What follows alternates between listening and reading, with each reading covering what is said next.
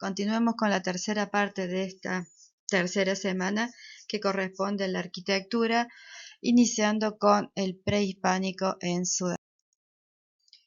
La primera ciudad que habíamos revisado era la ciudad de Caral. De ellas vamos a analizar ahora su templo mayor.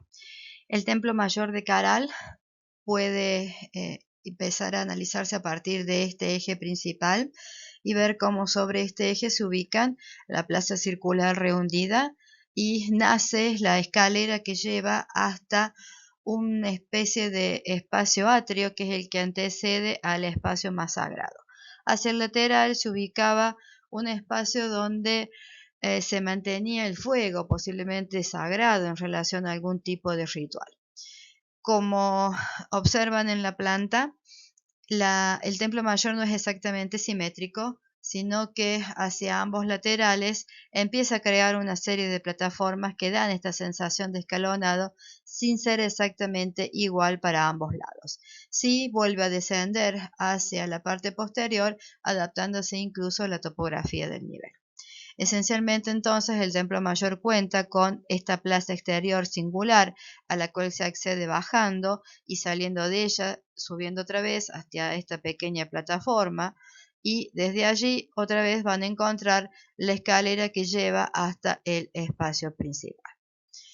Lo más destacado de este templo mayor, recién acabamos de hacer esencialmente la tipología, entendiendo que este templo tiene un espacio exterior que alrededor de esta plaza circular congrega al pueblo, a los fieles, sobre la primera plaza donde se realizaba la ceremonia y de allí algunos pocos entrarían al resto de los espacios que acabamos de describir, que en cuanto al lenguaje sabemos o tenemos menos datos, porque esto estaba ejecutado en Adobe y mucha de la decoración o toda la decoración se ha perdido.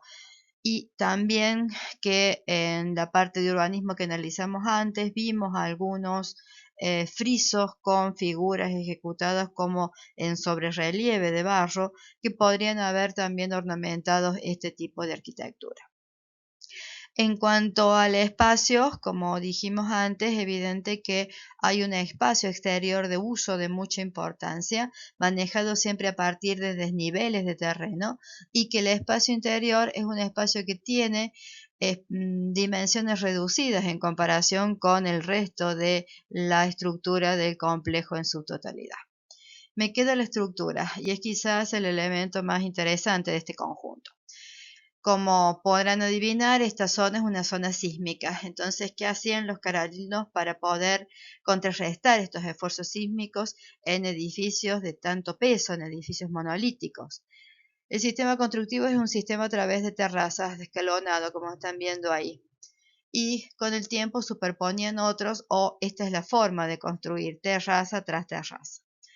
En las esquinas de estas terrazas ellos disponían estas bolsas elaboradas en redes de algodón rellenas de estas piedras redondeadas que ven por acá. Estas son originales, esta es una reconstrucción. Estas bolsitas se denominaban chicras y acumuladas en las esquinas de estas terrazas tenían como misión absorber el impacto del esfuerzo sísmico y diluirlo prácticamente sin transmitirlo hasta la parte más maciza del conjunto. De esa forma, esta cultura caral aprendió a controlar o al menos a tratar de minimizar los esfuerzos sísmicos en sus edificios que eran, como hemos visto, como estamos viendo, muy macizos. Una vista completa sobre Caral, que es la que tienen ahora, y del templo mayor, les muestra entonces este templo mayor. La plaza circular, la serie de terrazas a partir de estos muros perimetrales que después iban rellenando de la forma que hemos visto recién, y sobre este eje, además de las escaleras que vamos siguiendo, el espacio de acceso al gran conjunto religioso, el espacio sacro, y en los laterales este espacio que los arqueólogos identifican como el espacio donde se ubicaba el fuego sagrado. El siguiente ejemplo, continuando con tipologías religiosas, es una huaca. Huaca, como dijimos, significa lugar sagrado, sea este un espacio absolutamente abierto o sea el edificio que está destinado a ese uso sagrado. Van a encontrar esas dos acepciones para el vocablo huaca. La huaca de la luna de la ciudad de Moche es una de las que se tiene mayores datos para poder entender cómo funcionaba el complejo. Son en sí complejos religiosos porque tienen una sucesión de espacios hasta llegar a espacios específicamente más sagrados, más cerrados, destinados específicamente al culto. La huaca de la luna, cuya extensión es considerable si se piensa en que esto está construido absolutamente con adobes. Tiene una extensión de 175 metros de largo por unos 75 metros de ancho, si lo ven en esta reconstrucción, 175 por acá, 75 para allá, y unos 80 metros después de altura final. En realidad esa altura final es el resultado de ir acumulando una serie de edificios unos sobre otros, en este caso más de 6, indican los arqueólogos, y ahí tienen los distintos niveles que van envolviendo sucesivamente el edificio anterior.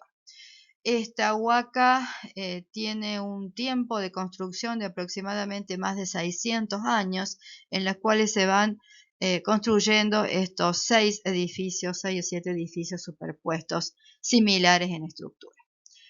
Esta huaca cuenta, la mayoría de ellas lo hacen, con una gran plaza de acceso de carácter ceremonial y también de uso masivo. Acá entraba posiblemente todo el pueblo, inclusive los sacerdotes cuando traían los esclavos y se los ofrecían a su dios. Esta huaca aparentemente está dedicada a ese dios degollador que vimos en las primeras diapositivas cuando revisamos esta cultura moche. Y a partir de una entrada casi tipo laberinto que están viendo por ahí, después vamos a ver la planta, se accede a esta gran plataforma principal. Esta plataforma termina en esta serie de frisos que son el resultado de ir acumulando justamente la serie de huacas anteriores que también tienen este escalonado. En ese escalonado y en estos frisos se desarrollan una serie de ornamentaciones que tienen relación tanto con esa cuestión de la guerra y de los esclavos como los del propio Dios, sacerdotes y siempre la imagen de ese Dios degollador que aparece tanto en esta como en aquella otra que está arriba, después en los laterales y también en esas serpientes que están viendo por ahí. Para comunicarse con este otro patio y la plataforma superior, que es la que contiene los espacios sagrados en sí, reservados ya al uso de los sacerdotes, las huacas tienen una serie de rampas, como las que están viendo por ahí, que son las que vinculan cada uno de los desniveles. Ahí las están viendo de nuevo. Y nuevamente la ornamentación se va a encontrar en la parte superior, es decir, en el espacio más sagrado que tiene todo el conjunto. En la esquina de esta plataforma principal hay un pequeño altar que nos recuerda la estructura de la casa moche, y de la misma manera en el interior de estos conjuntos, en unas de esas esquinas, suele haber la misma tipología inserta que indica casi siempre los lugares de rituales más específicos o más jerarquizados. El sistema constructivo de este conjunto, macizo como lo están viendo, está hecho en base a esta estructura. Una estructura que comienza armando una cuadrícula de muros y después va rellenando estos espacios vacíos que le queda al medio. Parece tener exactamente la misma finalidad que vimos en el caso de Caral. Es decir, esto que me queda al medio tiene mayor movilidad, no está tan compactado y permite absorber los esfuerzos sísmicos con mayor facilidad. Hemos visto entonces cómo se organiza esta tipología, cómo esta tipología nos permite entender los usos. Acá hay un uso que es más exterior, más común a todo el pueblo, mientras que esto es de carácter más restringido y hay un sistema de rampas que me permite llegar a la parte superior. Acá lo usa todo el mundo, acá no, unos pocos. Y el lenguaje se concentra en estos muros y después en la plataforma superior como espacios más significativos. A partir de ahí podemos armar el esquema tipológico. Hemos descrito también cómo se organiza este lenguaje, siempre en base a esquemas longitudinales que se van superponiendo con colores muy saturados en base a rojos y azules en general, también negros y algún contraste con blanco, pero siempre a partir de una figura que se repite casi en serie y genera estas tiras que conforman la ornamentación geométrica o representativa de estas huacas. Hemos repasado también su sistema estructural y nos quedaría el espacio. Es evidente que acá lo esencial es este gran espacio exterior y que a partir del gran espacio exterior y de estas rampas que otra vez son comunicaciones pero externas, podemos llegar al gran espacio superior de la plataforma, que es el segundo espacio en jerarquía dentro de todo este conjunto. Como ven, siempre lo que hacemos después de la descripción es ir viendo cuál es el esquema tipo funcional, cómo funciona el edificio, cuál es el sistema estructural, cuál es el lenguaje que tiene y cuál es el espacio como resultante de todo lo anterior. A veces tenemos más o menos datos de cada uno de estos edificios y lo vamos resolviendo de acuerdo a los datos que vamos encontrando. La que tienen acá arriba es la imagen de la huaca del frente, de la huaca del sol, pero para que se den una idea de lo que es el resultado de millones de adobes amontonados, más que amontonados, organizados según los que vimos en esta esquemita, y el resultado de la escala frente al valle que tenía al pie, ¿sí? La ciudad. Esta es la huaca, este es el valle. Y no dibujado, sino en realidad este sistema geométrico de guarda que, repitiendo un motivo a lo largo de muchas veces más de 50 metros, genera el lenguaje. Lenguaje que dice lo importante que es el dios, en este caso, este es ahí Apec, y el dios degollador, como lo solían llamar ellos, que da una imagen de control, de imponerse frente al fiel que viene hasta ese espacio. La otra tipología que podemos estudiar en el caso de la cultura moche es la vivienda. La vivienda mochica, como ya la habíamos descrito, parte de esa estructura en dos espacios esenciales, en realidad, a partir de su sistema estructural, en dos cubiertas de techo que, con una diferencia de nivel de apoyo entre esas dos y dejando como una ventana longitudinal en ese intersticio, se apoya sobre horcones y se construye a partir de muros de barro, es decir, de algún tipo de quincha o de adobe. En este esquema que tienen acá, ven ese único espacio de la vivienda mochica con una caída de techo hacia un lado, esta otra para el otro y el espacio intermedio que es por donde ingresa después tanto la luz del sol como el viento. Hacia el exterior se extiende otro espacio o sea, cubierto pero semiabierto, que les permite posiblemente una vida hacia el exterior en un clima que era caliente, en un clima que era muy caluroso. Un interior cerrado entonces y un exterior tipo vestíbulo abierto divide las dos zonas de trabajo de actividades dentro de esta vivienda. La ornamentación la van a encontrar escasamente en esta parte superior, en la cumbrera que divide ambas caídas del techo, y también la van a encontrar en la cerámica dibujada. Las mismas masas que llevaban los soldados, la parte superior de esas masas son las que suelen ornamentar los bordes de estas viviendas y también de esos pequeños templos que veíamos en la huaca anterior. Lo otro importante de analizar en esta vivienda es su orientación. Orientada de norte a sur, según este esquema que ven acá, Se ubicaba de tal forma que el viento del sudeste, que era el más importante de la zona, le diera desde atrás a esta caída de la vivienda. De tal forma que se llevaba la parte más caliente del impacto del sol, permitía el ingreso del aire y también de la luz, y también podía llevarse la humedad. La humedad en este clima también es muy alta, más de un 80%.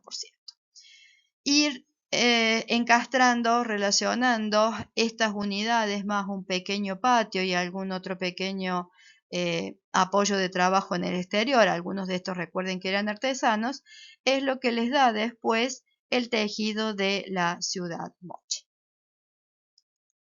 Siguiendo con las tipologías arquitectónicas, ahora vamos a seguir con el prehispánico en Mesoamérica.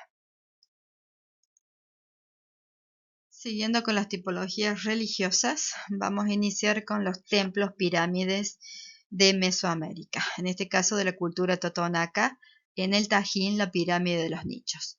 ¿Por qué son templos pirámides? Porque hay una pirámide o una forma piramidal que soporta por encima el espacio religioso, el edículo o el templo que tengo en la parte superior. Todo lo demás no tiene ningún uso, actúa solamente para, o su única función es soportar este espacio que tengo encima.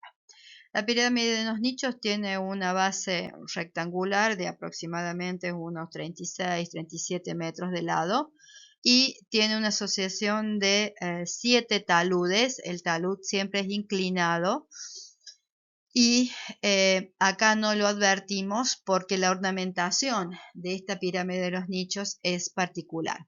Cada uno de estos nichos, de estos huecos que ustedes están viendo ahí, está apoyado sobre la inclinación, que es la que les estoy marcando ahora, del talud que tiene por atrás. Y va avanzando una serie de placas, de piedras horizontales, hasta conformar estas grandes molduras longitudinales que están viendo ahí, que se apoyan sobre estas especies de nichos que están construidos a partir de esos muritos intermedios y después de una serie de rectángulos que de menor a mayor y también rehundidos van conformando cada uno de estos nichos. Eso le da a la pirámide de los nichos una particular elaboración de luces y sombras, que es lo que más llama la atención. Le quita mucho peso a una estructura maciza y cerrada. Sin embargo, la pirámide de los nichos, y en el corte que tienen acá está hecho más o menos lo que expliqué recién, no era como la ven ahora en esa foto actual, sino que tenía los colores saturados, casi siempre en rojo, amarillo y azul, que están viendo en esta reconstrucción. Ahí la escalera es lo que toma mayor importancia, los nichos se ubican incluso a modo ornamental sobre la misma escalera y para el uso de estos edificios, el pueblo se quedaba nuevamente en la base de la pirámide y solamente subía el sacerdote a realizar la ofrenda en el edículo superior.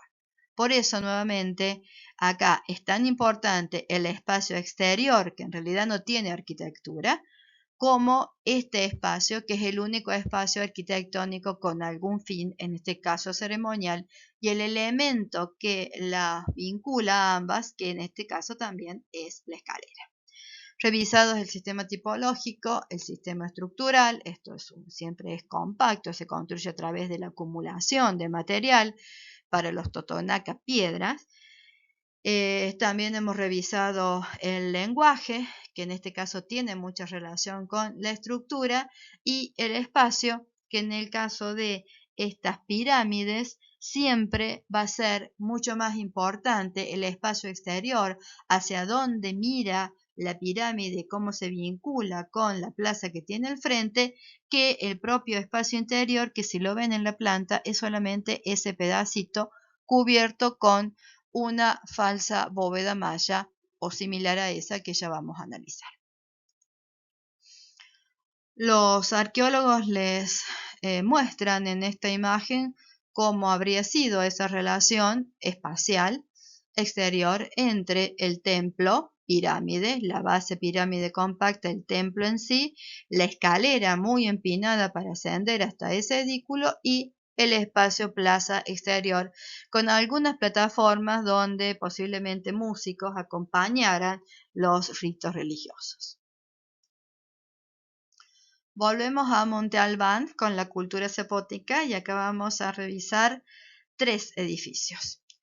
Uno de estos conjuntos religiosos que son exactamente iguales, el L y el M, la plataforma de los danzantes, que es este edificio más pequeño que hay acá en medio, y el observatorio, que junto con este edificio de acá cumplían, el edificio P, para los arqueólogos, cumplían con funciones astronómicas.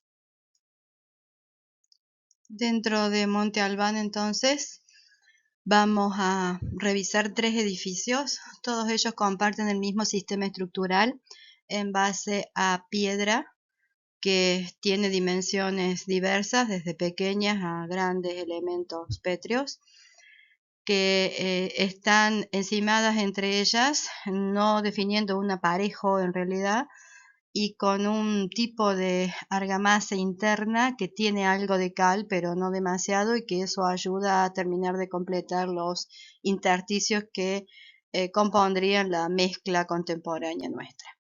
En cuanto al lenguaje, siempre los edificios cuyas fotos van a ver, les falta toda la terminación original que hoy los arqueólogos nos ofrecen a través de las reconstrucciones, así que nos tendremos que fijar en eso. En espacio siempre va a prevalecer el espacio exterior al espacio interior, por eso hay que establecer las relaciones entre ambos espacios. Y en cuanto a tipología, tipología funcional, dependerá de cuánto sabemos acerca de las actividades que estos edificios desarrollaban para poder tener más o menos datos en relación a eso. Para empezar con el observatorio o el edificio J, ubicado en esta posición, es el único de todos los de Monte Albán que no tiene los ejes ortogonales orientados de similar forma, como habíamos dicho cuando empezábamos su análisis, y que más bien está orientado para permitir la observación de la Luna, del Sol y de Venus, cuyos registros les permitieron a los zapotecas mejorar la organización de sus rituales y también aplicarlos a su sistema productivo agrícola. El observatorio tiene un extremo con una forma de flecha, de punta de flecha, mientras que la parte posterior es más ortogonal, más parecido al resto de los edificios que conforman Monte Albán.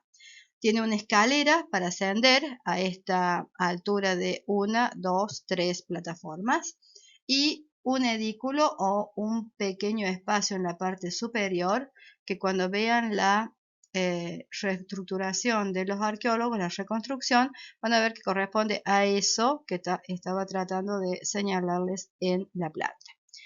Ahí ya lo tienen, con una terminación en revestimiento tipo estuco con color rojo saturado. Y también sabemos que estos antiguos pueblos de Mesoamérica y de Sudamérica observaban las estrellas sobre planos quietos horizontales de agua. Es posible que este edificio haya tenido similar recurso. Entonces acá cuando armemos el esquema tipo veremos cuál es esa función de observación desde esta plataforma y cómo se movía el astrónomo que observaba respecto a los astros y respecto al acceso desde la ciudad. El siguiente edificio es la plataforma o edificio de los danzantes. Este edificio es atípico con respecto a los demás. No podemos definir su tipología funcional porque no sabemos cuál actividad tenía.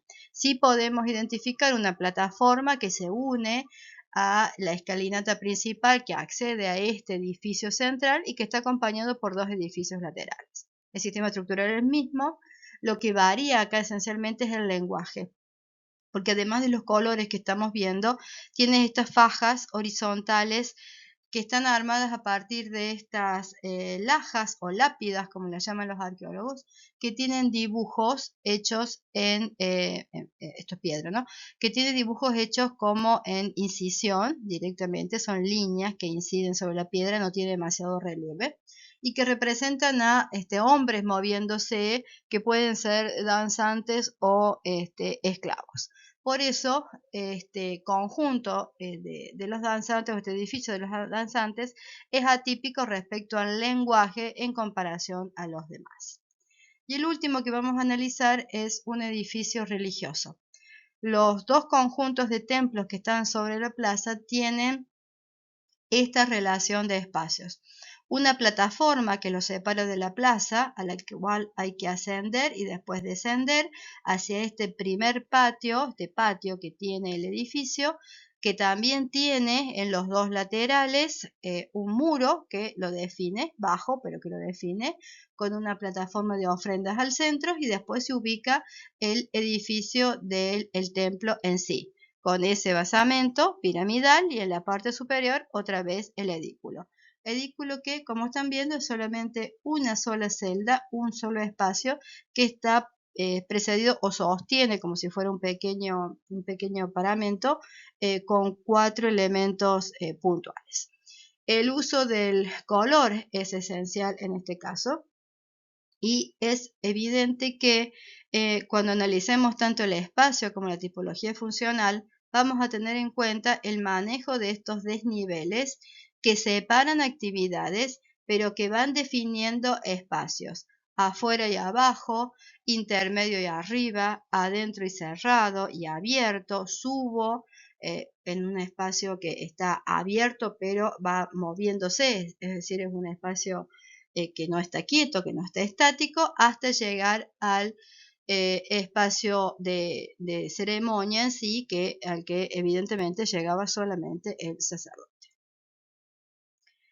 Pasando a la cultura maya, lo que caracteriza uno de sus esenciales componentes, que es el sistema constructivo, es decir, la estructura, es el uso de la falsa bóveda maya. Le decimos falsa bóveda o le dicen falsa bóveda porque no funciona como un arco de medio punto romano, perfecto, que funciona a la compresión, es decir, sus elementos constitutivos van haciendo presión sobre los laterales y eso es lo que los hace mantenerse en el lugar. Mientras que la falsa bóveda maya funciona en saledizo. Ahí tienen un arco construido como arco, tipo los arcos triunfales que después vamos a ver de los romanos. Esto es un arco de entrada a una ciudad y ahí tienen los sectores de muro que después van soportando estas piedras que, saliendo una sobre otra, van conformando estos triángulos que definen la mayor parte de estas bóvedas mayas. Como ven, estas piedras que se van adelantando unas a otras, si se dibujan como en este dibujo que yo estoy revisando ahora, se caerían porque se quedan sin una contraparte de este lado, y esto funciona casi por peso propio, es decir que el dibujo correcto es este. Ahí tienen las piedras en saledizo dibujadas, pero todo esto es relleno o otras tantas piedras que mantienen todo este sistema en una estática fija, es decir, esto no se mueve. Como esto por el exterior tengo que taparlo, porque si no sería inclinado o sería derecho y no tendría ninguna relación de proporciones para poder leer todo el sistema, porque me quedarían puertas muy bajas, acá lo están viendo. Todo lo que sea exterior y que vaya tapando el desarrollo de la falsa bóveda es el espacio o la superficie que los mayas destinaban a la ornamentación. Es decir, que si este es el arco, por fuera, este sector del muro era el que el maya destinaba a ornamentar. O a veces hacía la inversa, toda la parte baja se ornamentaba y la parte alta quedaba lisa, o la ornamentación se ubicaba solamente sobre las aberturas. Eso depende del periodo maya que estemos estudiando, pero a nosotros lo que nos interesa es la relación entre este sistema estructural de piedras que en saledizo van conformando la bóveda, pero que necesita todo este peso para mantenerse en equilibrio, y esa relación con el lenguaje exterior. Las bóvedas mayas entonces permiten la construcción de espacios longitudinales de muy poca luz. Esto no suele tener más de 2 a 3 metros. porque la parte superior, que es la que se tapa finalmente con una laja o una piedra de mayor tamaño, que era lo que no tenían, no tiene demasiada extensión, no tiene demasiada luz. Por lo tanto, a partir de acá, lo que ellos pueden construir son espacios longitudinales unos al lado de otros. El jacal es la tipología residencial de la cultura maya. El jacal es o se compone a partir de un solo espacio interior que podría tener los dos extremos curvos, como este que tienen acá en planta, siempre ubicado sobre una plataforma, porque este terreno es húmedo y además hay animales peligrosos cerca.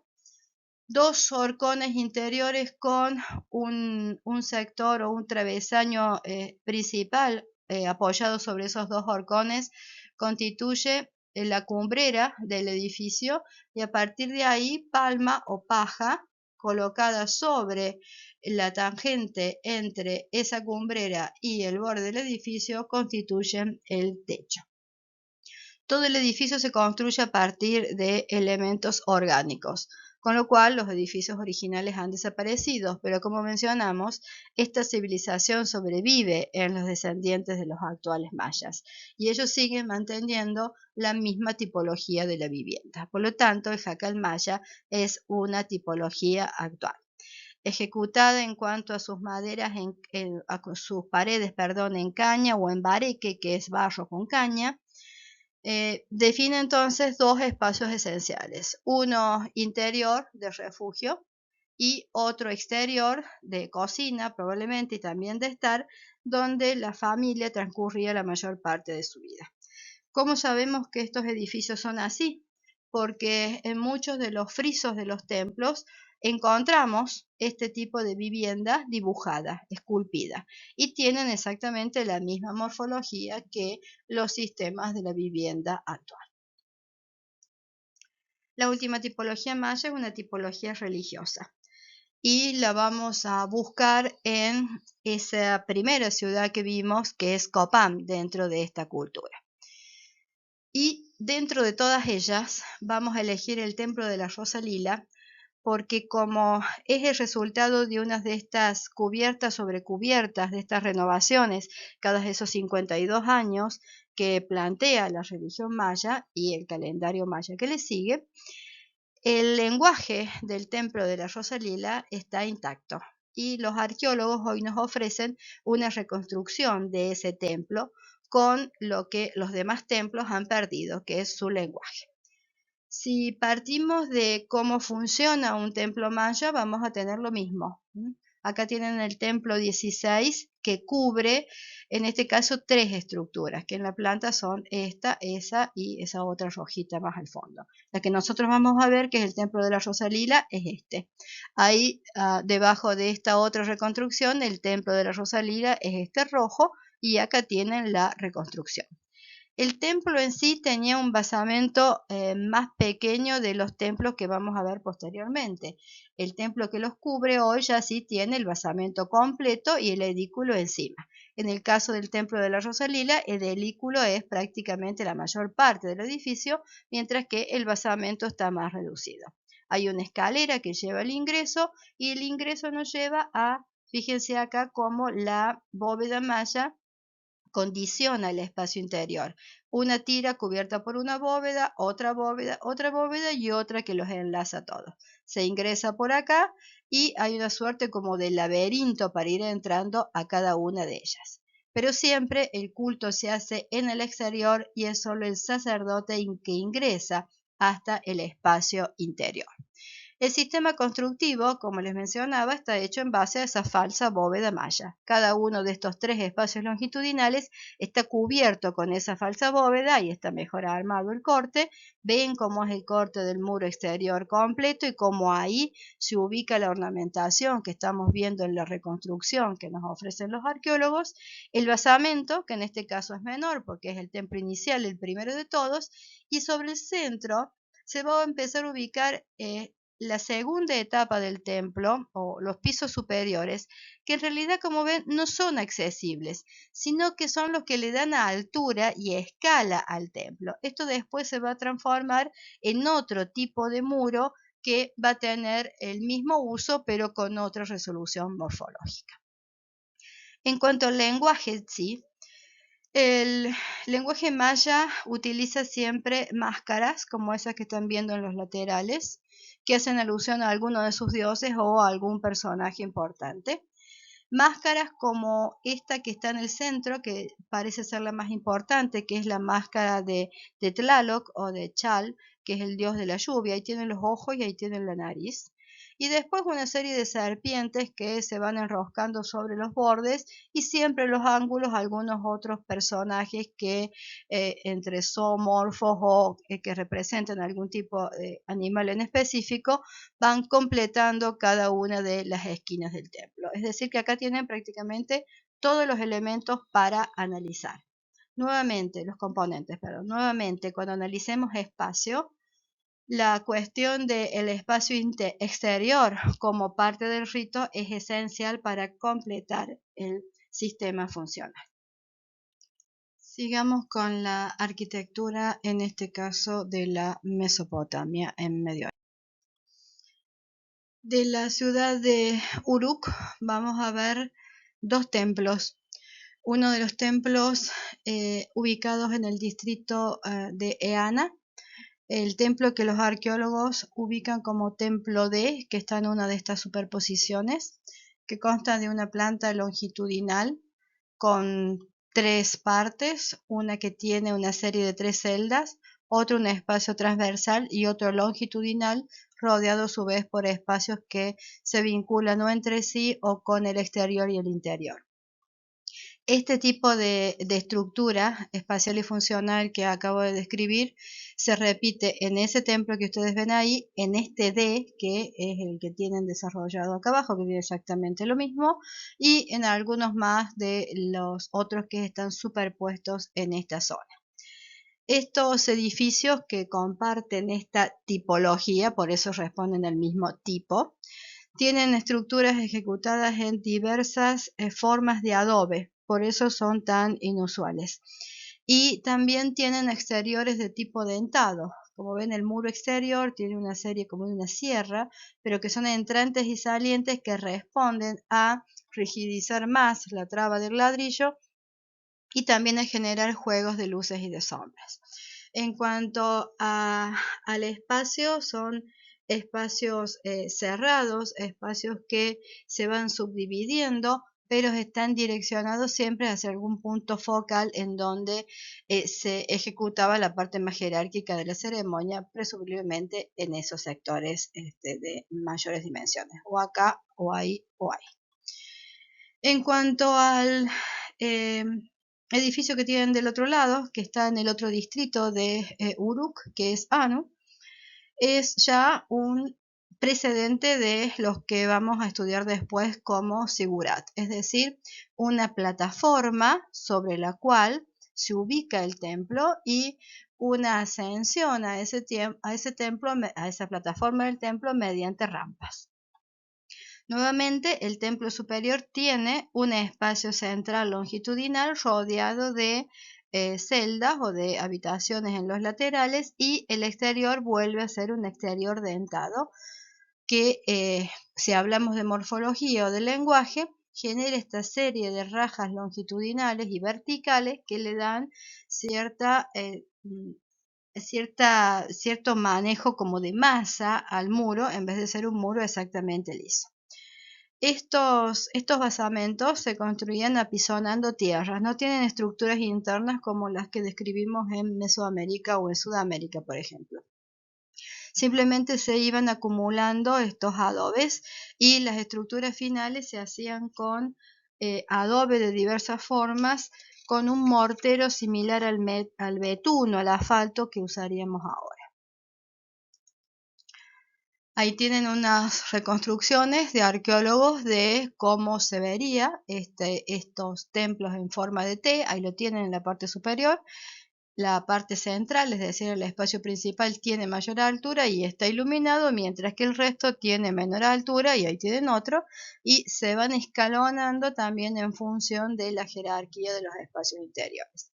Mientras que el otro, el que revisamos en segundo término, ya tiene una plataforma inferior y se ven estas rampas, escaleras que conducen hacia el templo superior. También los arqueólogos muestran cómo el espacio principal tiene mayor altura que las dos alas laterales que acompañan el edificio. Les hablaba de los adobes.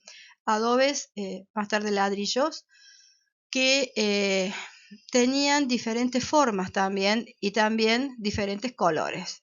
Hay uno de los edificios de Ur que no vamos a revisar porque no hay demasiados testimonios de cómo se conformaba, pero sí de su sistema estructural, que estaba hecho a partir de estos ladrillos cilíndricos. Algunos de esos ladrillos tenían otras formas o tenían colores y eso generaba después la morfología, el lenguaje del paramento.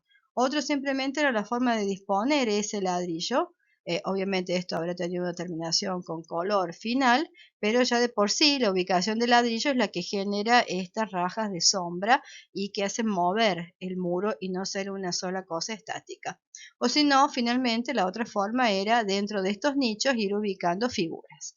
El sistema estructural de la Mesopotamia lo tienen ahí. Es un sistema en sí adintelado. El dintel se arma mediante los gruesos muros de adobe sobre los que se van apoyando estos entramados de alguna madera de mayor dimensión sobre el que se coloca después una serie de entarimados en los dos sentidos y así se van acumulando en los diferentes pisos.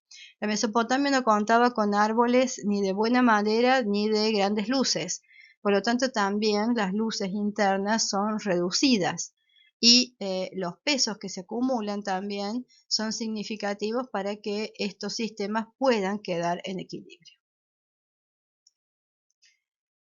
Otra de estas tipologías religiosas y avanzando en ellas, en el caso de Sumeria, es el sigurat de Ur. Vimos el primero que era más pequeño. El sigurat de Ur llega a tener 61 por 41 metros de base, que es esto, y tiene su propio espacio amurallado, es decir, define primero un espacio religioso y después el edificio religioso en sí. Al edificio, que se arma a partir de estas series de plataformas que van viendo, tiene un templo principal en la parte superior y a él se llega por esta serie de escaleras. Fíjense cómo las escaleras van indicando cómo se mueve el sacerdote hasta llegar al espacio sagrado. Cada una de estas plataformas, otra vez resultado de ir acumulando adobes, y lo ven en los cortes, ven también cómo se desarrollan esas escaleras que estábamos analizando recién. Como hay una escalera principal, que es la más larga y la que parte y genera el eje principal del edificio, mientras que las otras van acompañando y se van reuniendo en el desarrollo de esta escalera principal, y cómo cada uno de estos taludes tiene cierta inclinación que ayuda a la presión de esos adobes y a su vez tiene como refuerzos o rehundidos a lo largo de todas las superficies laterales que vuelven a quitarle pesadez a la vez que actúan como si fueran una serie de contrafuertes. No son exactamente contrafuertes externos completos, sino rehundidos que le van dando forma a las superficies ya no lisas de estos taludes. Ahí completo, en esta recreación de un arqueólogo francés, en este caso, el gran sigurat de Ur, una serie de plataformas artificiales, dijimos entonces, que asimilando la idea de la montaña, ponen en la parte superior el espacio religioso en sí, y este es el que actúa dentro de la religión mesopotámica como la casa del dios. Los sacerdotes viven en espacios circundantes, pero a su vez el espacio sagrado comienza en esta gran explanada que rodea al sigurat, en especial en el este. La casa sumeria es la otra tipología que vamos a revisar de la Mesopotamia, una casa que se define en función de un patio a la que se entra desde la calle por una pequeña habitación tipo antesala y siempre haciendo un codo se accede a ese primer patio. Fíjense cómo acá hace lo mismo, por ahí hace lo mismo, en esta hace lo mismo, y ahí se puede identificar la calle y ver cómo las casas, perdón, se van poniendo unas al lado de otras, generando el tejido que ya analizamos. Las casas, en este caso en Ur, tenían 2 pisos y en esos 2 niveles también aparecía la escalera que los vinculaba, más una pequeña galería que bordeaba todo el patio por la parte superior, y todas las habitaciones entonces daban al patio y a esa galería perimetral superior. También tenía acceso a la terraza porque eran terrazas planas, es decir, eran terrazas que se podían utilizar. La madera que se usa acá nuevamente es una madera que no tiene demasiada resistencia, por lo tanto lo único que se arma en madera que resiste algo es esta galería, y también la serie de rollizos, ahí lo van viendo después el sistema estructural, que van armando el suelo para después completarlo con juncos y con esterillas. Los muros son muros macizos, son muros anchos que permiten controlar el cambio de temperatura entre el interior y el exterior, y como ven, esta casa prácticamente no tiene ventanas ni puertas, salvo esta que es la que actúa como puerta. De esa manera pueden controlar el cambio climático y resguardar sobre todo el aire fresco dentro de la casa.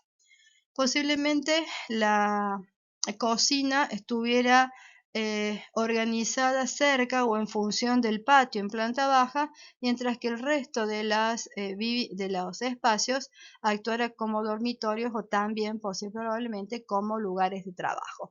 Recuerden que en el caso de las viviendas sumerias, de las ciudades sumerias, se agrupaban en función de una misma actividad. Hemos repasado entonces la tipología, la estructura, el espacio, y nos quedaría el lenguaje. Pero si ustedes notan, como ven en todas estas reconstrucciones, no hay elementos ornamentales que nos digan cuál era la jerarquía de esta vivienda en relación a la posición social de la gente que la ocupaba. Por lo tanto, estas son viviendas que componen el tejido popular de la ciudad. No son ni de jerarquía, ni su propietario está en posición de afrontar el gasto que significaría este elemento más dentro de la vivienda. En cambio, si pasamos a los babilonios, en el caso de Babilonia y de la residencia de un rey, en este caso Nabucodonosor, él sí estaba en posición de expresar mediante el lenguaje y la escala la posición social que tenía. El Palacio Sur de Babilonia, que es el que habitó Nabucodonosor II, estaba localizado dentro de la ciudad, exactamente en la entrada. Esta es la puerta de entrada de la ciudad que vamos a analizar después. Estas son las murallas de la ciudad, un bastión, una fortaleza de defensa, y el palacio es este. El palacio se organiza a través de 1, 2, 3, 4, 5 patios, en torno a patios. 3 patios principales y 2 patios de menor desarrollo. Hacia un sector probablemente estaba todo el servicio, y hacia el otro sector probablemente estaba todo el desarrollo del propio Palacio del Rey, el palacio en sí, la sala del trono, el harem del rey y las oficinas o las partes destinadas a la administración. En uno de estos patios, probablemente este y esta sea la sala del trono, el rey recibía. La sala del trono tenía unos 50 metros, dado que el palacio en sí tiene unos 250 metros en esta dirección y unos 150, 180 en esta otra dirección. Es decir, son dimensiones considerables si las comparamos con una vivienda común. Como ven en esta reconstrucción, igual que en esta, ahí aparecen una serie de patios. Este presumiblemente es el Salón del Trono, ahí está dibujado siempre más alto porque es el de mayor jerarquía. Y fíjense que para organizar el resto de las actividades también siempre aparecen patios. Todas las habitaciones daban a estos patios o se agrupaban en torno a esos patios, siguiendo estas 1, 2, 3, 4, 5 unidades de las que hemos hablado, que chocaban, que daban contra la muralla de Babilonia. El ingreso, y este es el lenguaje que presumiblemente tenía el ingreso al Salón del Trono, estaba ornamentado a partir de cerámicos vidriados, a partir de leones como el que ven abajo y de árboles. Esas son estilizaciones de palmeras, al parecer, con algunas guardas. Este azul tipo imperial, que se fabricaba a partir de una piedra semipreciosa, que es el lápiz lazulis, es el que le daba frente a la incidencia del sol la mayor jerarquía, llamaba la atención frente al resto del palacio. Otra reconstrucción más, este es un segundo palacio que se construyó después. El palacio que estamos describiendo es este. Dentro de Babilonia había dos grandes conjuntos religiosos, los dos dedicados a Marduk, que era su dios creador, su dios principal, y aparte se entendía que incluso en ese mismo lugar donde estaban ubicados estos conjuntos habían nacido estos dioses, por lo tanto era el lugar sagrado por excelencia. El primer conjunto religioso es el que contiene el Sigurat nuevamente. Como ven, el conjunto está definido por una muralla.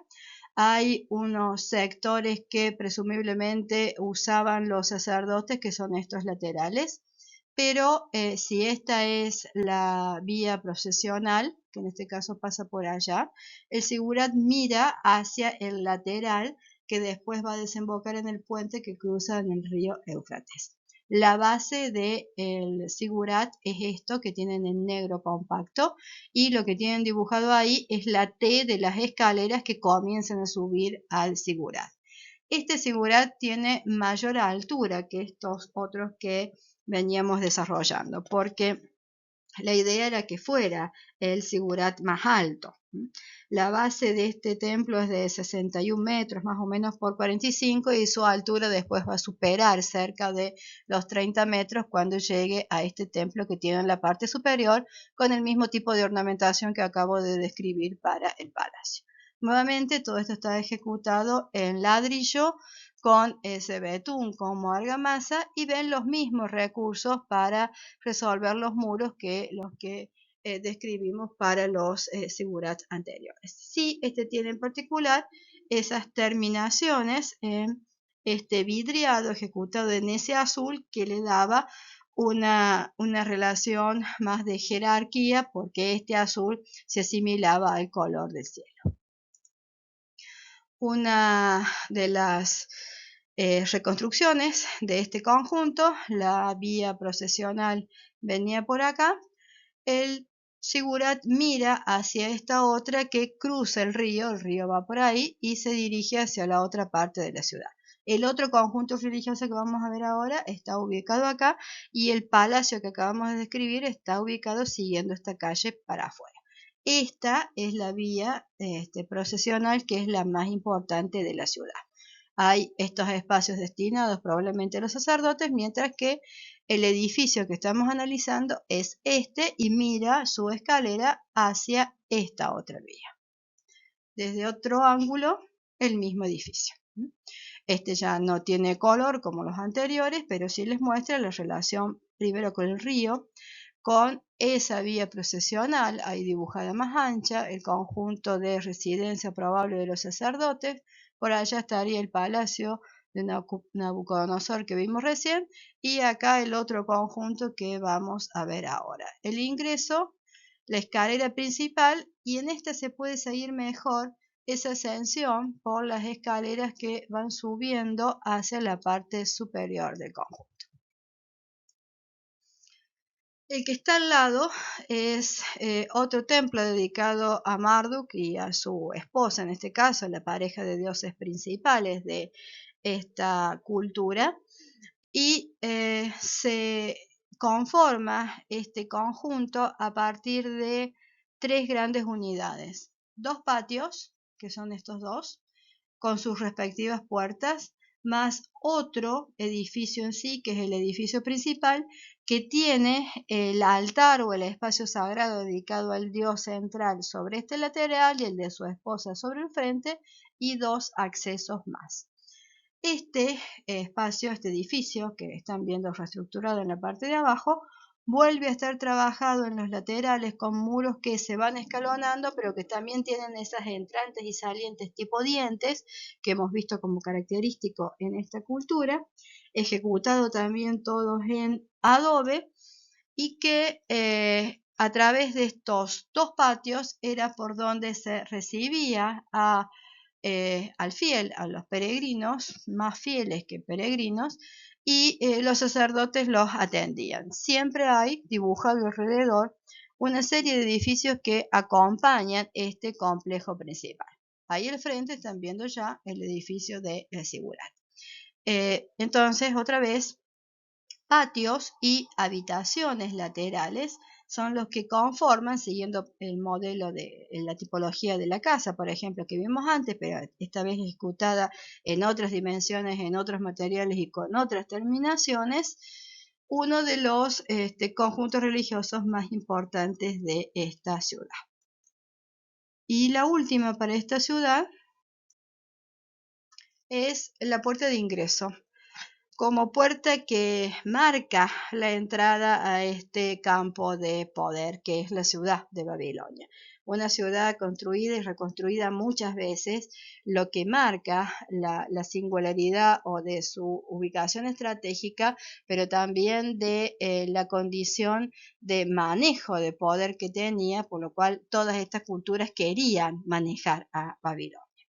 La puesta de Istar era una de sus principales diosas, es una de las 8 puertas de ingreso a Babilonia, que Nabucodonosor, este rey que veníamos repitiendo, termina de construir en una serie de 3 puertas paralelas en realidad, que son las que están viendo en la planta. Esta es una puerta, esta es la entrada principal que ven ahí, que es el volumen más bajo, ahí está. Después hay otra que está escondida y la tercera. La segunda y la tercera están dentro del otro volumen que es el más grande y que se ve por atrás. Entonces hay una sucesión de espacios que marcan el ingreso a la ciudad. En la ciudad entonces no entra cualquiera ni entra libremente. Hay un elemento que se interpone entre la afuera y el adentro y además tiene un desarrollo arquitectónico significativo que tanto espacial como morfológicamente indican cuál es la calidad y la jerarquía de la ciudad. La puerta es una puerta monumental, en realidad son, como dije, 3 puertas.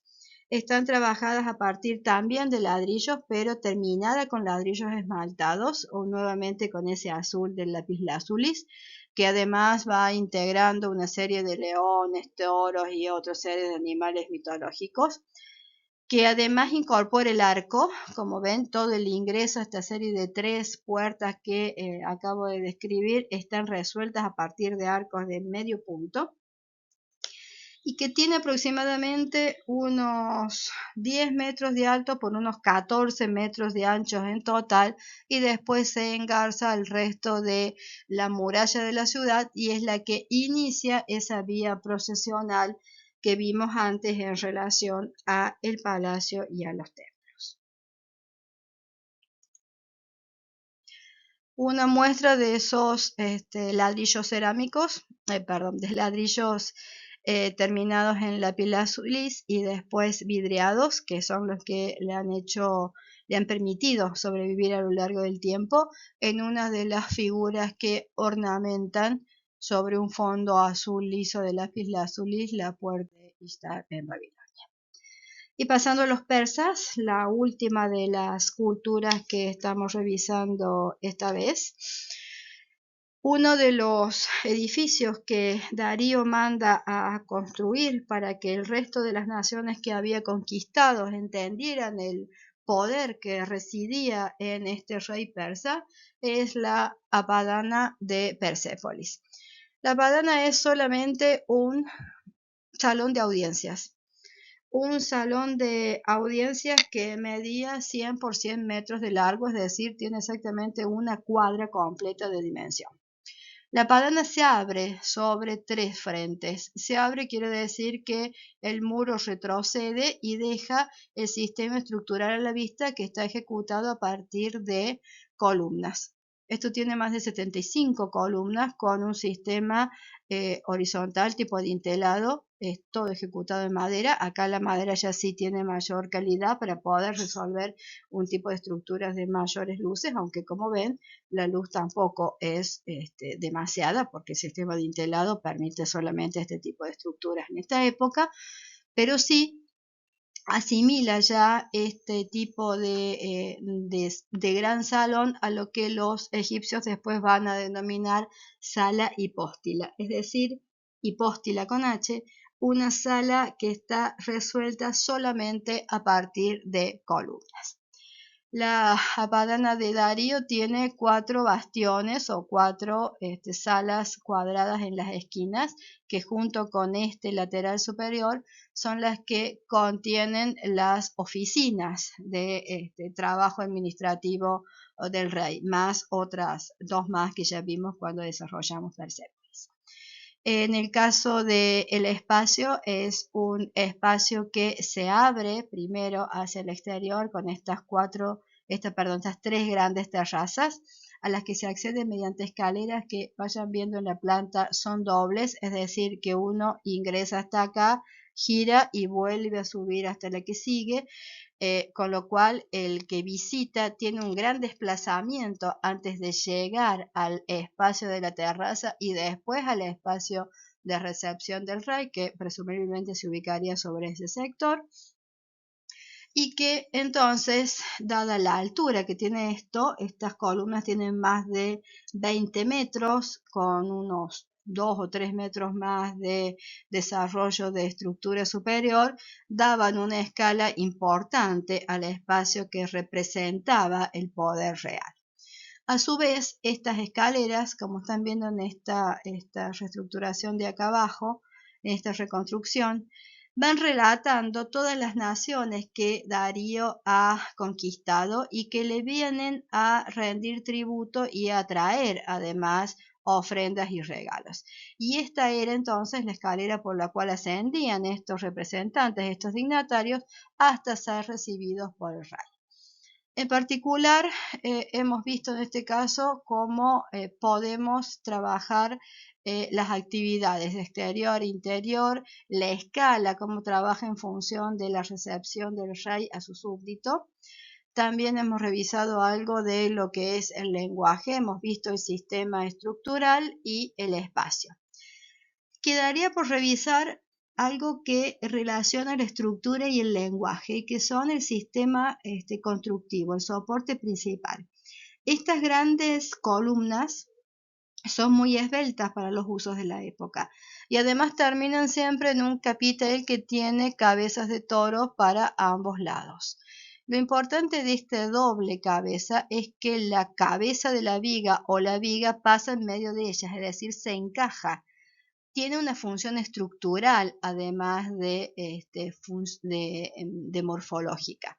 Y de esa forma las vigas se van superponiendo unas a otras cuando es necesario, como lo ven ahí, para un lado o para el otro, y permiten ir organizando desde módulos menores de madera hasta módulos mayores, y van abriendo, van agrandando esa superficie de apoyo para después desarrollar la cubierta total.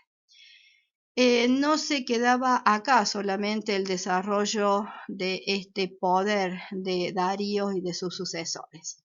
Todo lo que fuera tejidos, revestimientos en oro, en bronce, en cobre, esculturas, aquello que llamara la atención por un lujo ornamental desorbitado, es lo que posteriormente nosotros vamos a llamar el lujo asiático. Y proviene de acá, de cómo estos reyes persas construyen estos escenarios de recepción para dar esa sensación de poder y ser los representantes de ese poder en el territorio.